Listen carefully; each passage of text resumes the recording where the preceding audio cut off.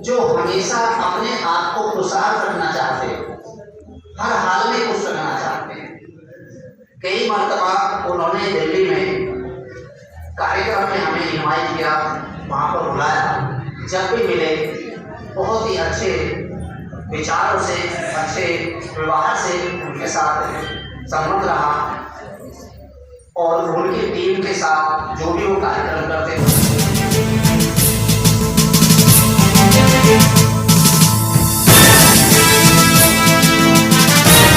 ने कहा वो उसकी अपनी राय है जिसकी पुष्टि नेशन न्यूज इंडिया नहीं करता। धन्यवाद।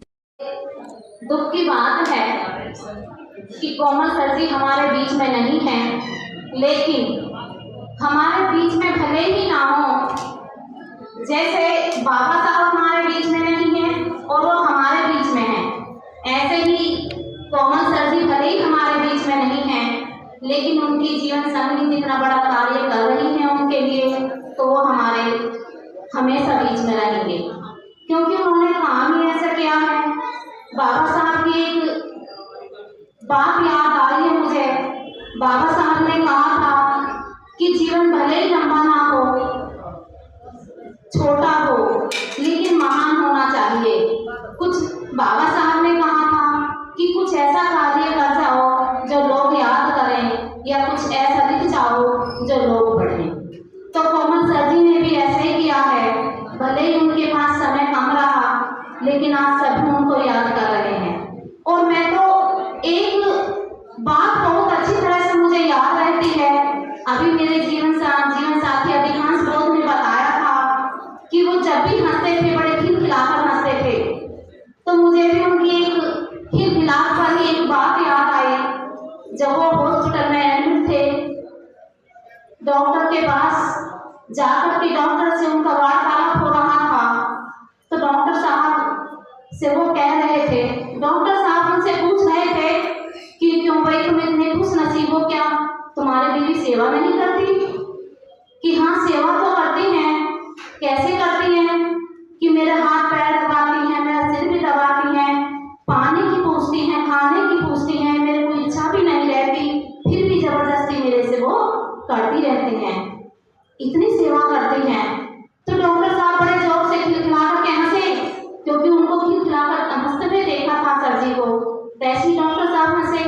तो डॉक्टर साहब ने उनसे पूछा कोमल सर जी से कि अच्छा आप एक बात बताइए, जब आपकी पत्नी इतनी सेवा करती है आपकी, तो फिर आप भी ऐसी उनकी सेवा करते हो, हाथ पैर दबाते हो? तो सर जी बड़े फिर खिलखिला करके हंसे और कहने लगे, नहीं, मैं तो नहीं करता, लेकिन हाँ डॉक्टर साहब, आपसे वादा करके जा रहा हूँ कि जब मैं यहाँ से ठीक होकर के जाऊंगा तो मैं अपनी पत्नी की ऐसे ही सेवा करूंगा। लेकिन प्रकृति को वो मंजूर नहीं रहा और उन्होंने सुषमा जी की सेवा करने का उनको मौका नहीं दिया। लेकिन कोई बात नहीं है, वो दो फूल छोड़ करके गए हैं और इतनी समझ दे करके गए हैं कि वो उनकी ऐसे ही सेवा करेंगे सुषमा जी की। मैं इसी के साथ अपनी वाणी को विराम देती हूँ। सभी को नमो बुद्धाय, जय भीम। ममता जी भी आए और अपने शब्दों के माध्यम से श्रद्धांजलि भाई साहब को। और हमारे बीच में हमारे सर जी नहीं है, उनको मैं तहे दिल से श्रद्धांजलि देती हूँ।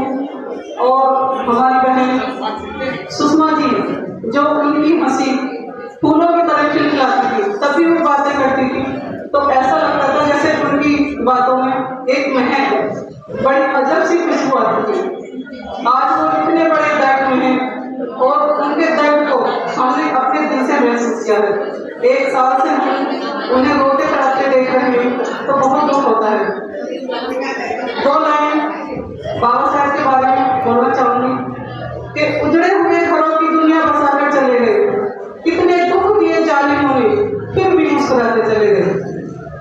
कितने खूब गर्जित हम लोग जो बाबा साहब के मिशन को छोड़कर अंधविश्वास की गोद में समाते चले गए। चेहरे की चमक और मकान की ऊंचाइयों पे मचाना, जिस घर में बूढ़े माँ बाप हंसते हुए मिले, समझ लेना वो आशियाना अमीरों का है। अगर पिता के बाद माँ अकेली रहती है तो बच्चों को कभी भी अपनी माँ को रोने नहीं देना है। ये हमारे सबसे पूजनीय है।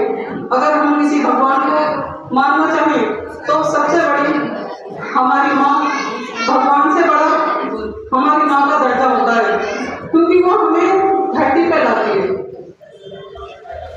अगर जाति में कोई खोट नहीं होता तो तथागत बुद्ध को धर्म बदलने की जरूरत नहीं पड़ती और इतने बड़े महलों के राजा तथागत बुद्ध नहीं होते। तथागत बुद्ध एक बार जमीन पर बैठे हुए साधना कर रहे थे तो किसी व्यक्ति ने पूछ लिया उनसे कि है बुद्ध, आप इतने महान हो फिर भी आप जमीन पर क्यों बैठते हैं? तो तथागत बुद्ध ने जवाब दिया कि जमीन पर बैठने वाला इंसान कभी गिरता नहीं। बहुत बड़ी और बहुत गहरी बात उन्होंने छोटी सी अपनी बात में कह दी। तो हम लोगों को एक साथ एक समान होना चाहिए, न ही किसी से चिढ़ना चाहिए और न ही किसी से ईर्ष्या करनी चाहिए। बुद्ध के रास्ते पर और बाबा साहब के मिशन में हमें योगदान देना चाहिए। किसी महान पुरुष ने कहा है कि आंखों से पत्थर पिघलेगा, इस धोखे में मत रहना। बिना लड़े इंसाफ मिलेगा, इस धोखे में मत रहना। माना कि भारत के जर्रे जर्रे में हम सबका हिस्सा है, कोई बुला बुला कर देगा, इस धोखे में मत रहना। भाग्य और भगवान केवल एक छलावा है, क्योंकि ईश्वर ही कल्याण करेगा, इस धोखे में मत रहना। कहा किसी ने हाथ में तेरे धन दौलत की रेखा है, छप्पर फाड़ के धन बरसेगा, इस धोखे में मत रहना।